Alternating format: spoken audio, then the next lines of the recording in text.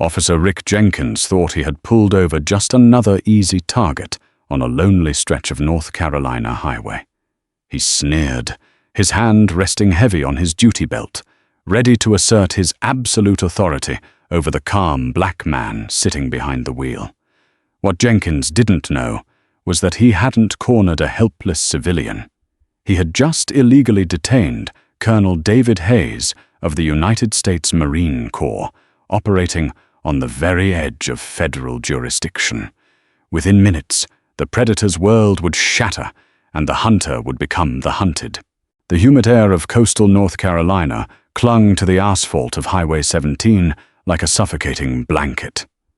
It was just past 2300 hours, and the darkness was absolute, save for the occasional sweeping headlights of solitary vehicles passing through the pines. For Officer Rick Jenkins of the local county sheriff's department, this stretch of road was his personal kingdom. He had patrolled these exact 5 miles for 14 years, a tenure marked by a trail of excessive force complaints that had miraculously disappeared into the depths of internal affairs filing cabinets. Jenkins was a man whose ambition had long ago curdled into bitter resentment. Passed over for sergeant 3 times, he found his validation in the flashing red and blue lights of his cruiser. He loved the fear in people's eyes. He loved the power of the badge. Most of all, he loved enforcing his own twisted worldview on those he deemed beneath him. Beside him in the passenger seat sat Deputy Paul Stanton, a rookie barely 6 months out of the academy. Stanton was quiet, deeply uncomfortable with his training officer's methods, but too terrified of the department's unwritten brotherhood to speak up. A mile ahead, a pristine, midnight black SUV cruised at exactly the speed limit. Behind its tinted windows sat Colonel David Hayes, a man who had spent 24 years mastering the art of calculated violence and supreme discipline. Hayes had led Marine infantry battalions through the blood-soaked streets of Fallujah and the unforgiving valleys of Helmand province. He had earned a Silver Star, 2 Purple Hearts, and the unwavering loyalty of the men and women under his command. Currently serving as the deputy commander of base operations at the nearby Marine Corps installation, Hayes was driving home in civilian attire after a grueling 14-hour strategy session. He was tired, but his situational awareness was as sharp as ever. When the headlights of the county cruiser rapidly closed the distance in his rearview mirror and rode his bumper, Hayes didn't flinch. He recognized the intimidation tactic immediately. It was a juvenile game of chicken. Hayes maintained his speed, keeping his hands loosely draped over the steering wheel. "Look at this guy," Jenkins muttered inside the cruiser, his jaw tightening. "Thinks he owns the road. Brand new Tahoe, dark tints, probably running drugs up the coast." "He's doing 55, Rick," Stanton noted hesitantly, checking the radar display. "Exactly the limit." "That's how they act when they're hiding something, rookie," Jenkins spat, his hand instinctively reaching for the light bar switch. "They try to be perfect. Let's see who we're dealing with." With a flick of his wrist, Jenkins illuminated the highway in a blinding strobe of crimson and sapphire. The wail of the siren cut through the stillness of the night. Inside the Tahoe, Hayes let out a slow, measured breath. He checked his mirrors, activated his turn signal, and smoothly pulled the heavy vehicle onto the gravel shoulder, stopping exactly parallel to a mile marker. He placed the car in park, rolled down all 4 windows, a standard courtesy to ensure officer safety, and placed both hands flat on the top of the steering wheel. He had been stopped before. He knew the script. He also knew his complexion often shifted the narrative of these encounters in dangerous directions. Jenkins threw his door open, deliberately unholstering his heavy flashlight and slapping it against his palm. He walked with a swaggering, aggressive gait, approaching the vehicle not with the caution of a professional, but with the arrogance of a bully. Stanton followed a few paces behind, his hand nervously resting on his radio. Jenkins reached the driver's side window and shined the 2,000-lumen beam directly into Hayes's eyes. A deliberate attempt to disorient and provoke. Hayes didn't squint. He simply turned his head slightly, his expression entirely devoid of fear or irritation. "Good evening, officer," Hayes said, his voice a deep, resonant baritone that carried the natural authority of a seasoned commander. "License and registration, right now," Jenkins snapped, leaning in too close, invading the physical space of the vehicle. He didn't offer a greeting. He didn't state the reason for the stop. "My wallet is in the center console," Hayes stated calmly, narrating his movements to avoid any misunderstandings. "I'm going to reach down with my right hand to retrieve it." "I didn't ask for a speech, boy," Jenkins sneered, the derogatory term slipping out with practiced ease. "I said, give me your damn license. Move it." Stanton, standing near the rear quarter panel, winced at the word boy. The rookie shifted his weight, his gut twisting. This was a bad stop. There was no probable cause, and Jenkins was already escalating. Hayes's eyes hardened, locking onto Jenkins for a fraction of a second. It was a look that had paralyzed hardened insurgents, a gaze that promised absolute, overwhelming consequences. But Hayes was a master of his own mind. He knew this officer was looking for an excuse, a sudden movement, a raised voice, any sign of non-compliance that could be weaponized into a charge of resisting arrest.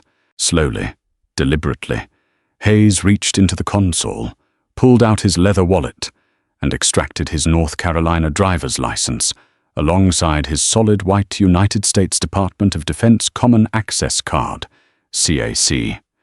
He handed both to the officer. Jenkins snatched the cards from Hayes's fingers. He shined his light on the driver's license, reading the name. "David Hayes.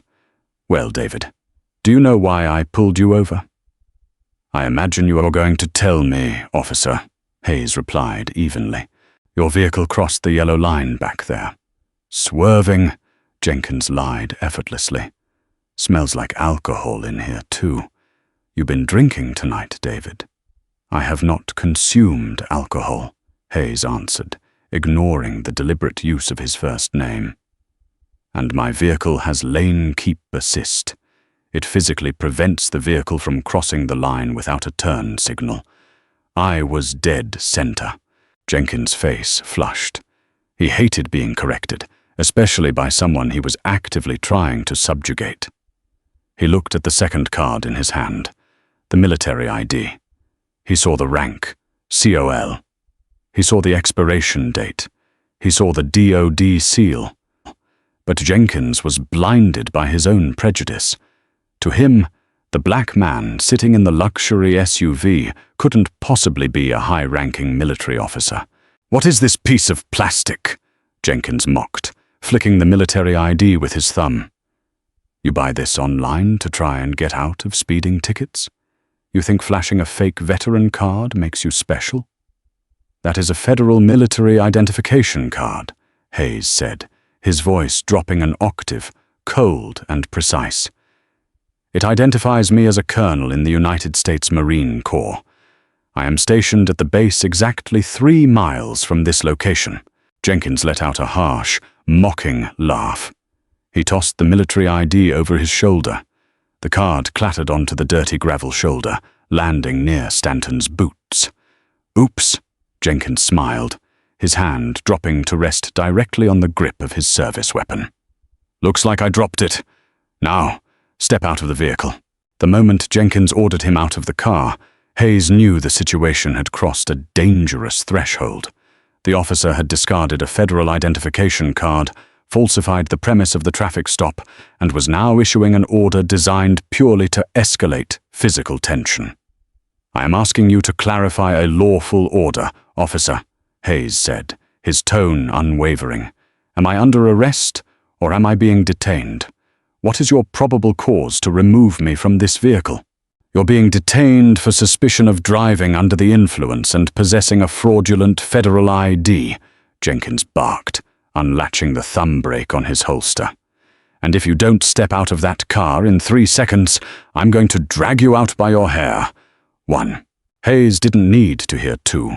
He knew the tactical reality of the situation. He was unarmed, seated, and restrained by a seatbelt, facing an armed, aggressive, and highly unstable law enforcement officer on an unlit road.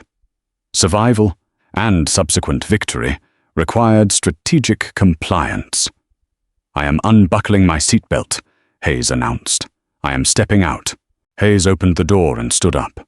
At 6'3" and a solid 220 pounds of muscle, the colonel towered over the overweight, out-of-shape deputy. The sheer physical presence of the man seemed to suck the air out of the space between them. Jenkins instinctively took a step back, a flash of genuine fear crossing his eyes, which instantly morphed into violent aggression. "Turn around.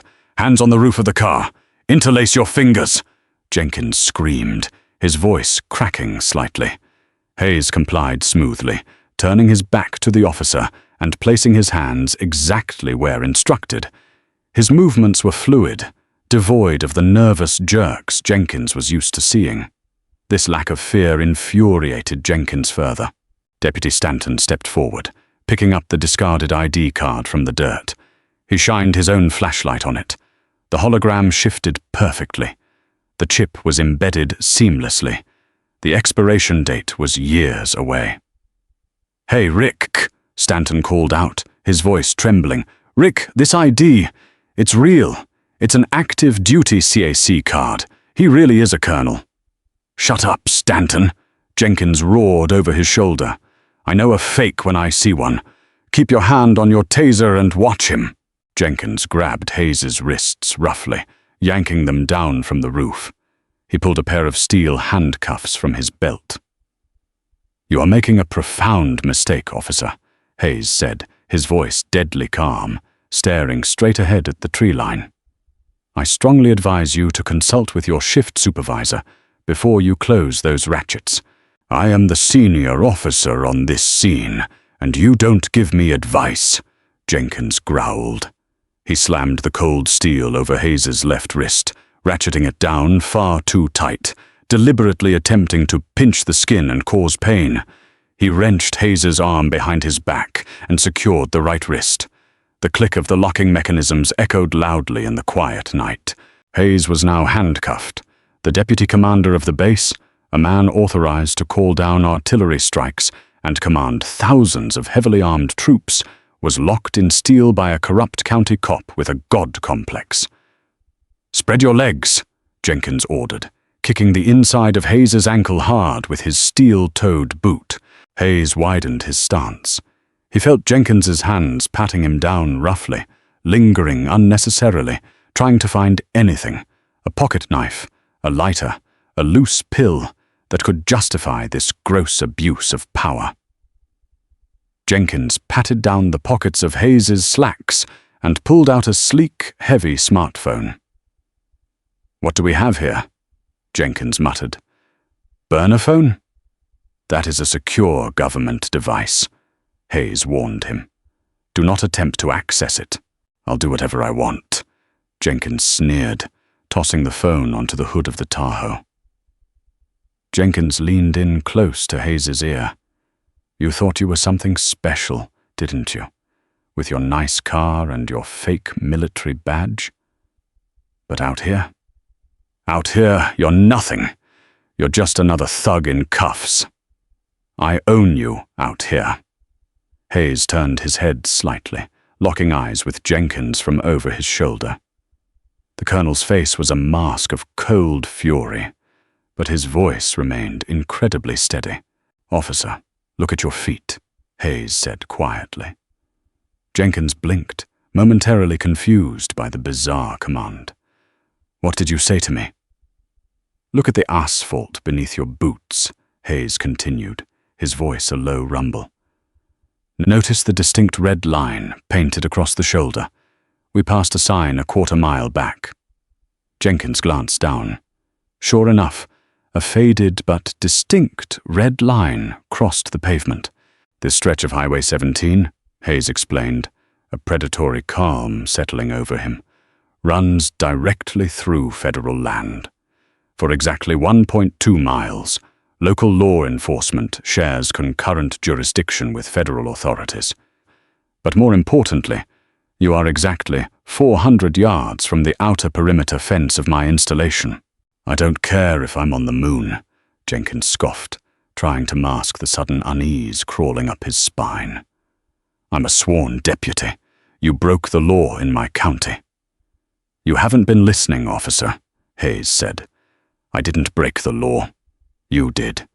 You assaulted a federal officer, illegally detained active military personnel, and you are currently trespassing on federal property. Stanton was pacing now, practically vibrating with anxiety. Rick, man, look at the GPS on the cruiser. He's right. The county line technically veers off at the river. We're in the DOD easement. Shut your mouth, Stanton, or you're walking back to the station, Jenkins yelled. He grabbed Hayes by the collar of his shirt. I'm putting you in the back of my cruiser. We're going downtown, and we'll see how tough you are when I strip search you. I wouldn't open the door to my vehicle if I were you, Hayes said softly. Are you threatening me? Jenkins yelled, spitting as he spoke. No, Hayes replied. I'm warning you about the phone call. Jenkins furrowed his brow, looking at the black smartphone resting on the hood of the Tahoe. The screen was completely dark. What phone call? The one I was on before you pulled me over, Hayes said, a faint, terrifying ghost of a smile touching the corners of his mouth. The Tahoe's Bluetooth system is still active, and I never hung up. Inside the heavily fortified operations center of the Marine Corps base, the atmosphere was a controlled, quiet chaos. Dozens of screens illuminated the dim room, tracking everything from global troop movements to local perimeter security. At the center of it all sat Captain Gregory Miller and Sergeant Major William Cole. 10 minutes ago, they had been on a routine secure conference call with Colonel Hayes, finalizing the logistical details for a massive, multi-battalion live-fire exercise scheduled for the morning. Hayes had been on his way home, talking them through the deployment schedule via his vehicle's hands-free system. Then, they had heard the siren. Hayes hadn't said a word to them, but he hadn't muted the line either. The high-fidelity microphones in the Tahoe's cabin had picked up everything. Sergeant Major Cole, a man carved from granite with 30 years of combat experience, stood frozen by the comms console.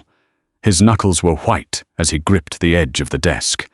He had listened to the entire exchange. He heard the racial slurs. He heard the disrespect. He heard his commanding officer, a man he revered, being illegally detained, belittled, and physically assaulted. When he heard the unmistakable, metallic, click-click of handcuffs ratcheting closed, something inside the operations center snapped. "Captain!" Cole growled, his voice vibrating with a lethal intensity. "Did you record that?" "Every second of it, Sergeant Major," Captain Miller replied, his fingers flying across his keyboard. "Audio is logged and backed up to the secure server." "Where is his vehicle?" "Tracking his GPS beacon now," Miller said, pulling up a satellite overlay of the base and the surrounding area. A flashing green dot appeared just outside the installation's boundaries. Highway 17, Sector 4, right on the easement line, concurrent jurisdiction. Cole's eyes narrowed into slits. Concurrent jurisdiction meant the military had just as much legal authority on that stretch of asphalt as the county sheriff, and an assault on a commanding officer of the installation was a direct threat to base security. "Get the PMO on the line," Cole ordered, his voice echoing across the sudden silence of the ops floor. "Right now."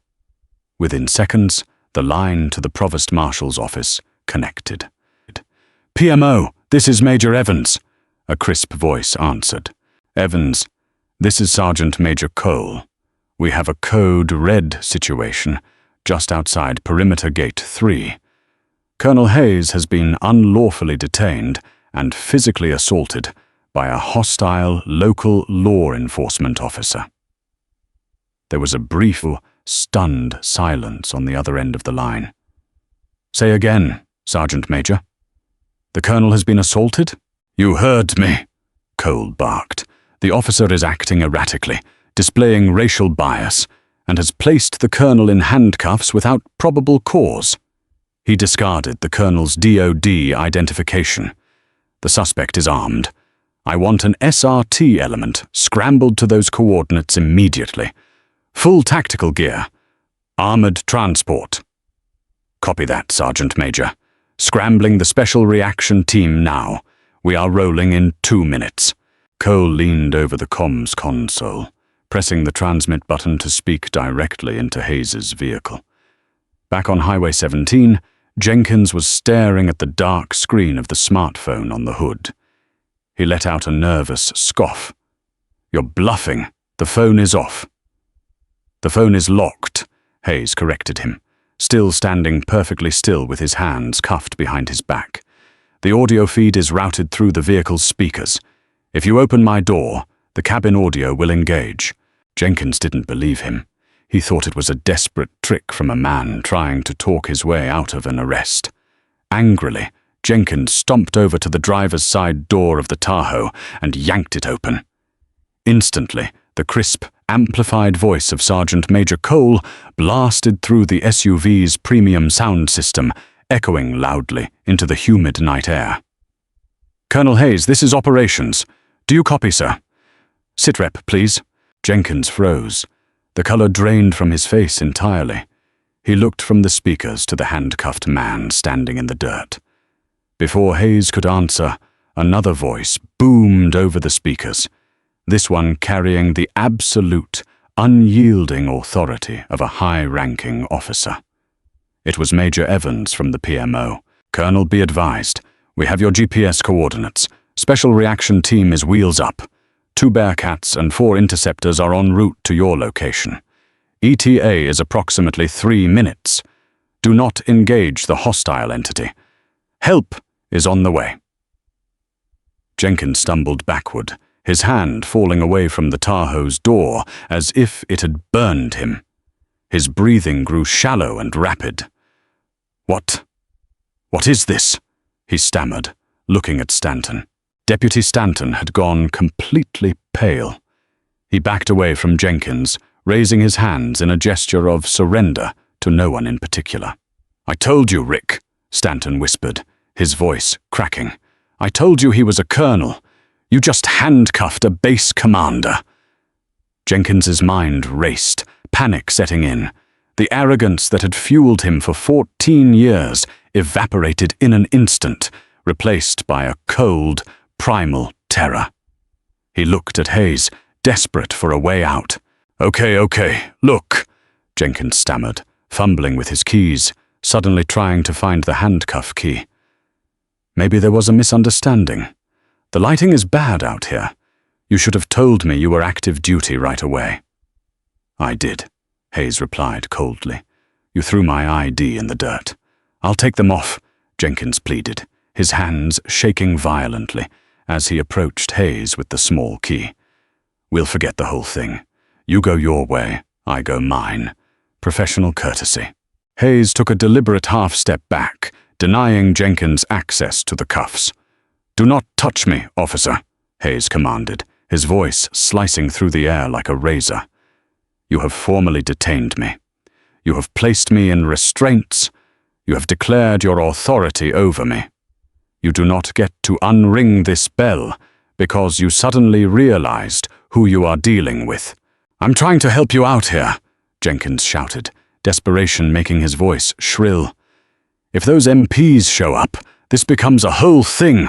Just let me take the cuffs off. The time for you to take these cuffs off expired the moment you clamped them on," Hayes said, turning his head to look Jenkins directly in the eyes. The colonel's gaze was utterly merciless. "You wanted to show me your power, Officer Jenkins. You wanted to show me what happens to people who look like me when they drive through your territory." Hayes paused, listening to the night air. "Now," Hayes continued softly, "I'm going to show you mine." In the distance, barely audible at first, A sound began to build. It wasn't the high-pitched wail of police sirens. It was a deep, guttural, synchronized roar. It was the sound of massive, turbocharged diesel engines pushing heavy armor down the highway. Stanton whipped his head toward the southern horizon. About 2 miles down the straight, flat road, a terrifying sight emerged. A convoy of headlights was accelerating toward them at terrifying speed. Above the headlights, strobing tactical blue and red lights cut through the darkness. "Rick," Stanton whimpered, stepping away from his training officer. "Rick, they're coming. Look." Jenkins turned slowly. The rumble was growing louder, shaking the gravel beneath their boots. 2 massive Lenco Bearcat armored personnel carriers, painted in matte military olive drab, were hurtling down the highway, flanked by 4 heavily modified military police interceptors. "Get in the car!" Jenkins hissed to Stanton, pure panic taking over. "We're leaving, now. Get in the damn car!" "Negative, Rick," Stanton said, unbuckling his duty belt and placing his hands clearly in the air. "I'm not running from the United States military. I had nothing to do with this. I'm staying right here." Jenkins cursed violently. He looked at Hayes, then at the approaching convoy, which was now less than a mile away and closing fast. The sheer scale of the response was apocalyptic. He had expected to bully a civilian. Instead, he had summoned an army. "You think you've won?"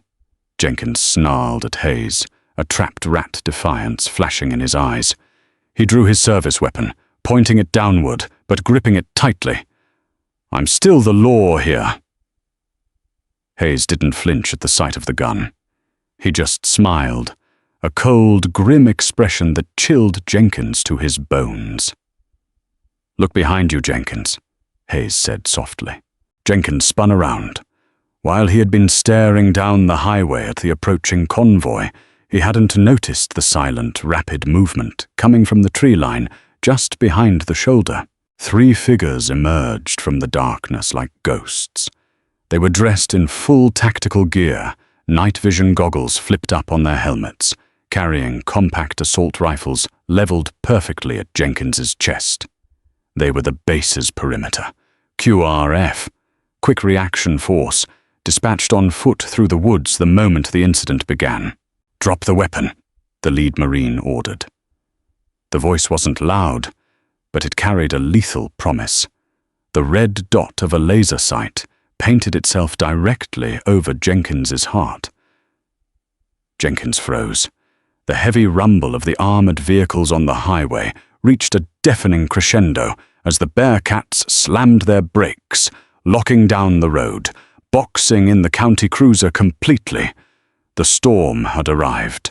The heavy, groaning hiss of air brakes shattered the remaining quiet of the North Carolina night. 2 12-ton Lenco Bearcats, armored in thick, matte green steel, angled aggressively across both lanes of Highway 17. They formed an impenetrable, V-shaped barricade that completely boxed in the county cruiser and Colonel David Hayes's Tahoe. Behind the armor, 4 military police interceptors slammed into park, their doors flying open before the tires had even stopped rolling. "Drop the weapon! Drop it now!" The lead Marine from the Quick Reaction Force repeated, his voice slicing through the chaos. The red laser dot remained perfectly fixed on the center of Officer Rick Jenkins's chest. Jenkins was paralyzed. His brain, conditioned for 14 years to believe he was the apex predator of this county, simply could not process the overwhelming application of force now directed at him. He held his Glock 19 pointed at the gravel, his knuckles white, his breath coming in shallow, hyperventilating gasps. The flashing blue and red strobes from the SRT vehicles painted his terrified face in a chaotic, neon rhythm.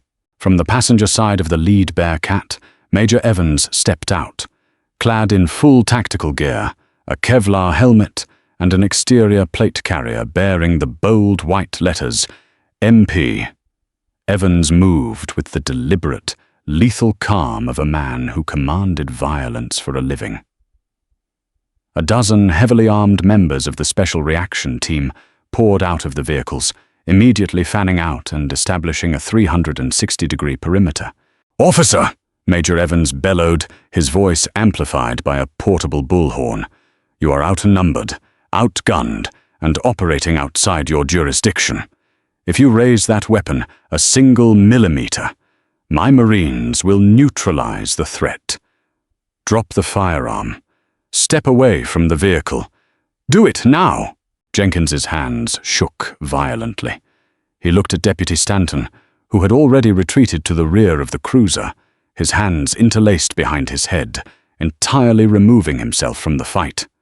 He looked at Colonel Hayes, who stood perfectly still, his posture unbroken, despite the tight steel biting into his wrists. Slowly, his fingers numb with panic, Jenkins opened his hand. The Glock clattered onto the asphalt. "On your knees! Hands behind your head!" a QRF Marine shouted, closing the distance.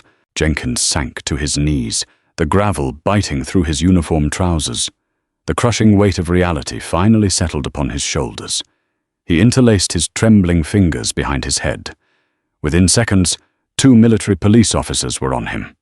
They didn't offer the gentle, professional courtesy Jenkins so often denied others. They grabbed his arms with terrifying strength, forcing him flat onto his stomach on the dirty shoulder of the highway. "Wait, wait!" Jenkins stammered, his face pressed against the rough pavement. "I'm a sworn deputy. You can't do this. This is my county."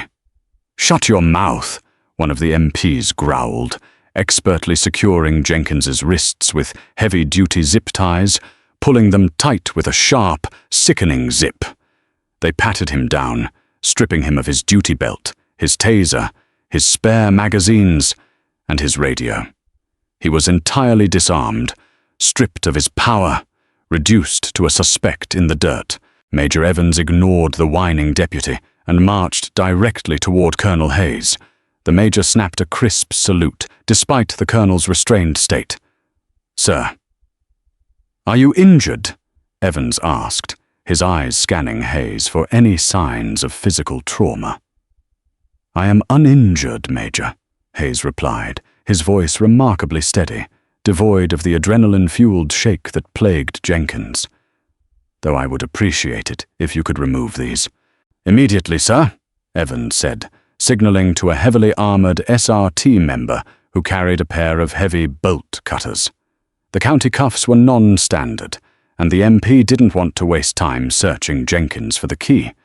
With a sharp crack, the steel links severed. Hayes brought his arms forward, rolling his shoulders and rubbing the deep red indentations left by the over-tightened steel. He took a slow, deep breath, the cold air filling his lungs. He wasn't just a victim who had been rescued. He was the deputy base commander, and his authority had just been restored on an active scene. "Report, Major," Hayes commanded, stepping away from his vehicle and into the center of the flashing lights. "Perimeter secured, sir. Hostile element disarmed and detained," Evans reported briskly. "Sergeant Major Cole has the base on lockdown and is currently holding the line with the Pentagon Operations Center. We have federal jurisdiction on this easement under U.S. Code Title 18, Section 1382. We are fully cleared to handle this as a threat to base security." Jenkins, straining his neck from the dirt, watched the exchange with mounting horror. The man he had called boy, the man he had aggressively manhandled and mocked, was now commanding an army with a wave of his hand. "This is kidnapping," Jenkins screamed, desperation making his voice shrill. "I am a law enforcement officer. When Sheriff Mitchell gets here, you're all going to federal prison for posse comitatus violations. You can't arrest a local cop." Hayes walked slowly toward where Jenkins lay pinned in the dirt. The colonel looked down at the disgraced officer, a look of profound, unyielding pity and disgust masking his features.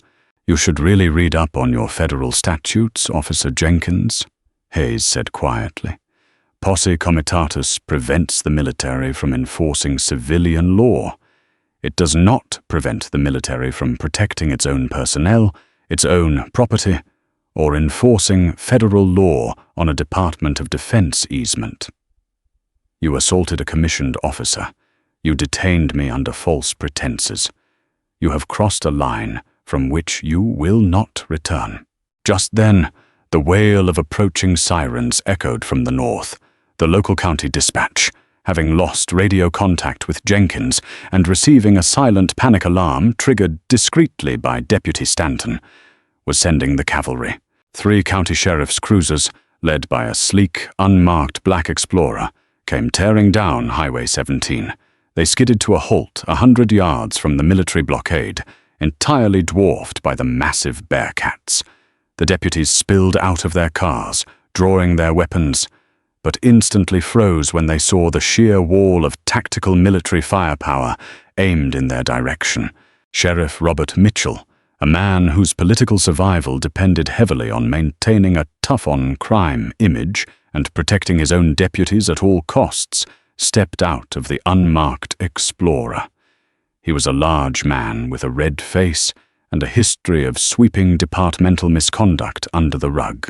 "Stand down! Everyone stand down!" Mitchell yelled to his deputies, holding his hands up to show he was approaching the barricade unarmed. He walked cautiously toward the line of Marines. "I need to speak to whoever is in charge here. I'm Sheriff Mitchell." Major Evans stepped forward, his hand resting casually on his holstered sidearm. "You are entering a secured federal perimeter, Sheriff. Keep your hands visible." "Major, what in God's name is going on here?" Mitchell demanded, his eyes widening as he caught sight of Jenkins lying face down in the dirt, zip-tied, with an MP standing over him. "That is one of my deputies. Release him immediately. This is a county highway." "This is a concurrent jurisdiction zone, Sheriff." Colonel Hayes's deep voice cut through the noise. He walked out from behind the Bearcat, his bearing immaculate, his expression carved from stone. "And your deputy just committed a federal felony." Sheriff Mitchell stopped in his tracks, recognizing Hayes. They had met briefly at a regional security summit a year prior. "Colonel Hayes, what are you doing out here? What did Rick do?" "Your officer, Sheriff, executed an illegal, racially motivated traffic stop," Hayes stated, his words ringing out clearly for all the surrounding deputies to hear. "He fabricated a traffic violation. He detained me without probable cause. He discarded my federal identification, subjected me to racial slurs, and physically assaulted me by applying restraints with malicious intent." Mitchell's face hardened. He immediately reverted to his political defense mechanisms. "Now, Colonel, let's not blow this out of proportion. Rick is a tough cop, sure, but he gets results. It's dark out here. He probably didn't realize who you were. Just a misunderstanding. Uncut him, and I'll handle his discipline internally. A week of desk duty, a stern talking to. We can keep the feds out of this." "Sheriff Mitchell," Hayes said, taking a step closer, the sheer gravity of his presence forcing the politician to take a half step back.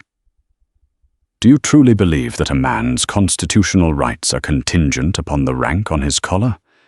If I were a 19-year-old civilian on his way home from a night shift, would this treatment have been acceptable? Would you be offering a stern talking to while that young man sat in a cell on fabricated charges?" Mitchell swallowed hard, looking around nervously. "Colonel, be reasonable." "I am being precisely reasonable," Hayes interrupted, his voice echoing with absolute finality. "The incident was recorded in its entirety by the Base Operations Center via an open line in my vehicle. I have the audio of his slurs. I have the audio of his threats. And your rookie deputy over there," Hayes pointed to Stanton, who was currently giving a hushed, frantic statement to an MP, "has already corroborated the entire event." Mitchell looked at Stanton, then down at Jenkins. He realized instantly that this wasn't a mess he could sweep under the rug. The military had him dead to rights. "Furthermore, Sheriff," Hayes continued, pulling out his secure government smartphone, "I have General James Clayton on the line, the base commander. I believe he has a few words for you regarding the operational security of his installation." Hayes tapped the speakerphone button. "Sheriff Mitchell!" General Clayton's voice boomed from the phone, carrying the gravelly weight of a 4-star commander who did not tolerate fools. "I have just finished briefing the Pentagon and the regional director of the Federal Bureau of Investigation. By sunrise, there will be a swarm of federal agents in your precinct. You will surrender Officer Jenkins to military custody immediately, to be transferred to the FBI. If you or your deputies attempt to interfere, I will have you arrested for obstruction of a federal investigation. Do we understand each other?" Mitchell's face drained of color. He looked at the armored vehicles. He looked at the laser sights painting the asphalt. His political empire was crumbling before his eyes. "Yes, General," Mitchell forced out, his voice barely a whisper. "We understand." "Excellent," General Clayton replied coldly. "Hayes, excellent discipline. Secure the prisoner and get back to base. Clayton out." Hayes ended the call. He looked at Mitchell. "Your precinct is compromised, Sheriff. I suggest you go back to your office and prepare for the storm." Without waiting for a reply, Hayes turned his back on the sheriff and nodded to Major Evans. "Major, load the prisoner. Let's go home." 2 MPs grabbed Jenkins by the arms, hauling him to his feet. Jenkins was weeping now, the arrogant swagger entirely replaced by the pathetic sobs of a bully who had finally met a force he could not intimidate. He was dragged toward the back of the armored Bearcat, his boots dragging in the gravel. "I'm sorry!" Jenkins cried out, looking back at Hayes. "Colonel, please! I'm a good cop! I have a pension! I have a family! Don't do this!" Hayes stopped and looked over his shoulder. "You had 14 years to be a good cop, Officer Jenkins," Hayes said quietly, but the words carried clearly in the night air. "Tonight, you reap what you have sown." The heavy steel doors of the Bearcat slammed shut, sealing Jenkins in darkness. The fallout was catastrophic, rapid, and utterly merciless. Within 48 hours, the local county sheriff's department was unrecognizable. True to General Clayton's word, the FBI's Civil Rights Division descended upon the coastal precinct like a hurricane.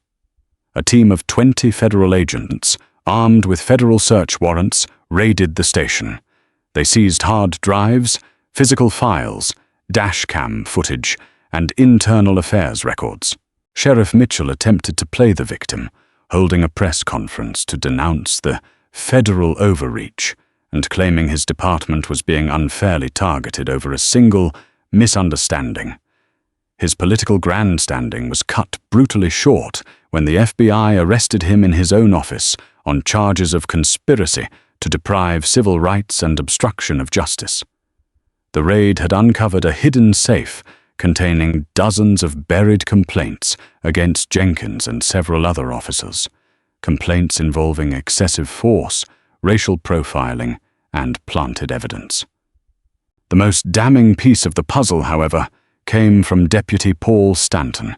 Terrified of going to federal prison for crimes he had witnessed but not actively participated in, Stanton secured legal counsel and agreed to turn state's witness. He provided a sworn, 50-page affidavit detailing Jenkins' long history of predatory behavior. Stanton testified that Jenkins specifically targeted minorities on the highway, knowing the sheriff would protect him if things went sideways. He detailed how Jenkins had a trophy box in his locker, confiscated IDs, fake jewelry, and small trinkets taken from the people he illegally detained.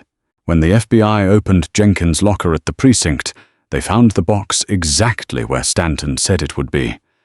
It was the nail in the coffin. Officer Rick Jenkins was not placed in a comfortable county jail cell with guards he used to drink with. He was transferred immediately to a federal holding facility in Raleigh, placed in protective custody due to his law enforcement background, and denied bail by a federal magistrate who deemed him a flight risk and a danger to the community. The media frenzy was absolute. The audio recording from Colonel Hayes's vehicle was leaked to a major national news network. The American public heard, in crystal-clear audio, the disgusting racial slurs, the sound of the handcuffs clicking, and the terrifying, calm authority of the United States Marine Corps answering the call. For Jenkins, the psychological torment was worse than the physical confinement.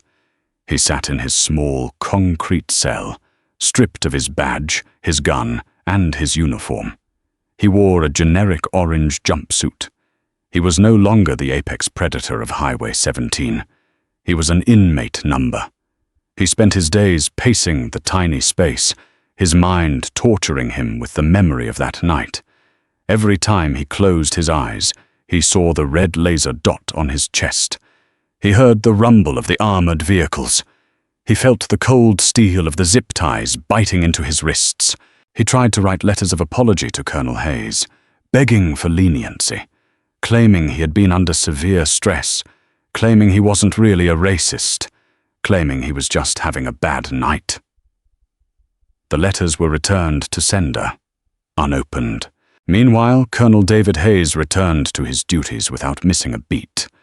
The morning after the incident, he successfully commanded the multi-battalion live-fire exercise, directing artillery strikes and troop movements with the same icy precision he had displayed on the side of the highway. He didn't gloat.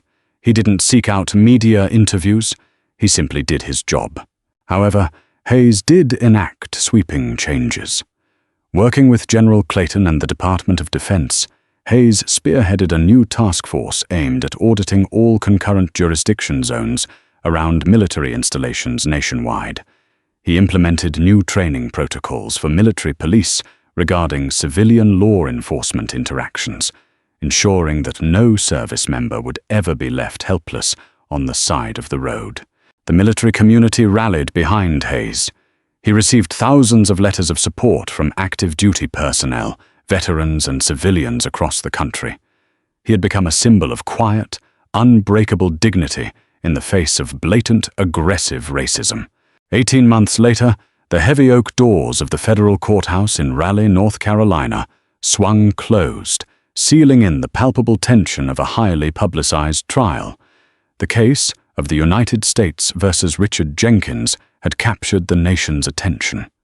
It wasn't just a trial of a single rogue officer. It was a public autopsy of unchecked power and the devastating consequences of prejudice wearing a badge. The courtroom was packed to maximum capacity. Federal agents, civil rights advocates, and dozens of off-duty military personnel filled the gallery, standing shoulder to shoulder. Sitting in the front row, a stoic anchor amidst the murmuring crowd, was Colonel David Hayes. He wore his immaculately pressed Marine Corps dress blues, the ribbons of his silver star and purple hearts catching the harsh fluorescent light. He sat perfectly still, his posture an unyielding testament to the discipline that had saved his life that night on Highway 17. Across the aisle, seated at the defense table, Richard Jenkins looked like a hollow shell of the swaggering predator who had patrolled the coastal highway. Stripped of his uniform and his authority, he wore a faded, ill-fitting prison jumpsuit, his wrists and ankles shackled in heavy steel chains. His skin was pale, his eyes sunken from 18 months in protective custody. The lead prosecutor, District Attorney Thomas Bradley, a man renowned within the Department of Justice for dismantling corrupt police networks, stepped up to the podium for his closing arguments. Bradley didn't rely on theatrical shouting. His weapon was the cold, undeniable truth. "Ladies and gentlemen of the jury," Bradley began, his voice carrying clearly across the silent room. He pressed a button on a remote, and the chilling, amplified audio from Hayes's Tahoe played one final time for the court. The sound of Jenkins's derogatory sneer, the sharp click-click of the handcuffs being maliciously over-tightened, and the terrifying silence that followed before the military arrived, echoed off the wood-paneled walls. Jenkins flinched at the sound of his own voice, lowering his head. "You have heard the testimony of Deputy Paul Stanton," Bradley continued, pacing slowly in front of the jury box. "You have seen the contents of the defendant's trophy box, stolen identification cards, watches, and mementos taken from the innocent citizens he terrorized on a desolate stretch of highway. The defense has asked you to believe that Officer Jenkins made a split-second decision under the pressure of duty. They want you to believe this was a simple mistake in the dark." Bradley stopped, pointing a rigid finger directly at Jenkins. Richard Jenkins didn't fear for his life that night. He feared losing his absolute power. When he saw a black man driving a luxury vehicle, his immediate, primal instinct was to humiliate, dominate, and destroy. He didn't care about the law. He cared only about feeding his own twisted ego. He thought he had pulled over a helpless victim. Instead, he pulled over a hero. And in doing so, he exposed the rot that had been festering in that sheriff's department for a decade. The jury deliberated for less than 2 hours. When the foreperson stood to read the verdict, the silence in the courtroom was absolute. On the charge of deprivation of rights under color of law, Title 18, U.S.C. Section 242, we find the defendant guilty. Jenkins closed his eyes as the first blow landed. On the charge of false imprisonment, guilty. On the charge of assault on a federal officer, guilty. On the charge of obstruction of justice, guilty. With every word, Jenkins seemed to shrink further into his chair, the crushing weight of his reality finally breaking his spirit completely.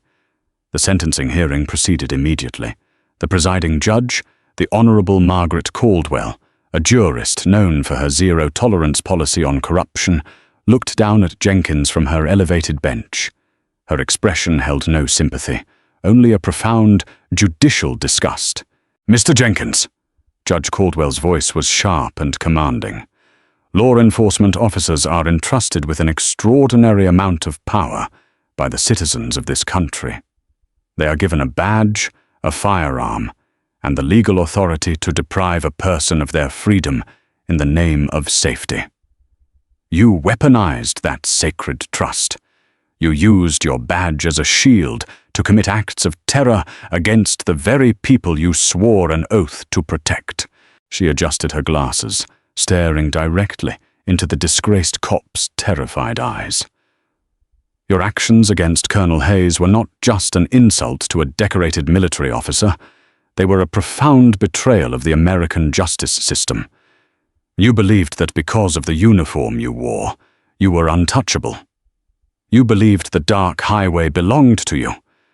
Today, this court proves you wrong." Judge Caldwell struck her gavel against the sounding block. "Richard Jenkins, I sentence you to 120 months, 10 solid years in a maximum security federal penitentiary, to be followed by 5 years of strict supervised release. Furthermore, you are permanently barred from ever holding any position in law enforcement, private security, or public office. You will be remanded to the custody of the United States Marshals immediately." Jenkins collapsed into his chair, burying his face in his manacled hands. He let out a loud, pathetic sob that echoed in the courtroom. The reality of a decade in federal prison, a notoriously brutal, unforgiving environment for a former, corrupt cop, crashed over him like a suffocating wave. 2 heavy-set U.S. Marshals immediately stepped forward, grabbing him by the arms and hauling him to his feet. Colonel Hayes stood up from the gallery. He didn't smile. He didn't gloat. He simply adjusted the cuffs of his pristine uniform jacket, brushing over the exact spots where Jenkins's steel had bitten into his flesh 18 months prior, placed his white cover firmly on his head, and walked down the center aisle, his head held high. Outside the courthouse, a swarm of reporters waited under the bright, crisp North Carolina sun, flashing cameras and shouting questions as Hayes descended the concrete steps. "Colonel Hayes, sir, any words on the sentencing?" "Are you satisfied with the 10 years?" A reporter yelled from the front of the pack, thrusting a microphone forward. Hayes stopped. He looked out over the sea of cameras. He thought about the red laser dot painted on Jenkins's chest. He thought about the heavy rumble of the Bearcats. Mostly, he thought about the countless nameless individuals Jenkins had hurt over his 14-year career. People who didn't have a heavily armed quick reaction force waiting in the wings to save them. "Justice was served today," Hayes said, his voice calm, clear and resonant, silencing the chaotic press gaggle. "Not just for me, but for every individual who has ever been made to feel small, afraid, or powerless by those who abuse their authority. This verdict is a message to every corner of this country. No one is above the law. True power does not come from a tin badge, a gun, or the ability to instill fear in the dark. True power comes from discipline, honor, and the unbreakable resolve to do what is right, even when you think no one is watching." Hayes offered a crisp nod to the press. "Thank you." He turned and walked toward a waiting black government vehicle. As the SUV pulled away from the curb, leaving the disgraced, broken cop behind the thick concrete walls where he belonged, Colonel David Hayes looked straight ahead. He had a base to run, Marines to lead, and a country to protect. The storm was finally over. What a story. It just goes to show that true power isn't about throwing your weight around. It's about having the discipline and honor to stand your ground, especially when the deck seems stacked against you. Karma came knocking for Officer Jenkins, and it brought a whole heavily armored tactical team with it. If you loved this story of instant karma, justice, and absolute military precision, please smash that like button. Share this video with your friends to spread this incredible true-life tale, and don't forget to subscribe to the channel and hit the notification bell so you never miss another dramatic, real-life story of justice being served.